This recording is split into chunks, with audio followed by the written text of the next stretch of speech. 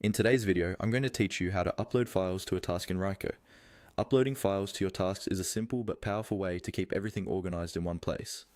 Whether you're sharing a document, an image, a PDF, or any other kind of file, attaching it directly to a task helps your team see exactly what they need to work on, without digging through emails or separate folders.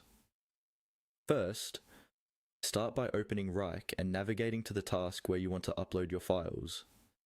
This might be a task you've just created or one that's already part of an existing project. Take a moment to make sure you've selected the correct task, especially if you're working with similar task names. Once you're sure you're in the right place, click on the task to open its detailed view. When the task window is open, look for the option to add files. This is usually labeled clearly with text like "Add Files" and is often near the description or comments area of the task. Go ahead and click on that option. This is your main entry point for attaching any supporting documents or assets that the task requires. After you click on Add Files, you'll see on-screen prompts guiding you through the upload process. Typically, you'll have a few choices, such as uploading files directly from your computer, selecting files from cloud storage services, or maybe even choosing from files that are already stored in Wrike. Follow the prompts that best match where your file is currently stored.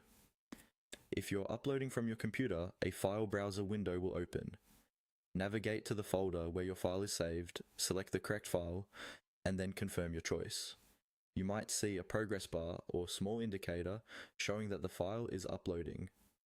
Wait until the upload is complete before moving on.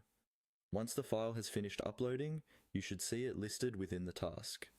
At this point, it's a good idea to double check that you attach the correct version of the file and that it opens as expected. You can also leave a quick comment in the task to explain what the file is or why you added it, especially if you're collaborating with others. And that's all there is to it. By clicking on the task, selecting Add Files, and following the on-screen prompts, you can quickly and reliably upload any files you need to keep your work in Wrike clear, organized, and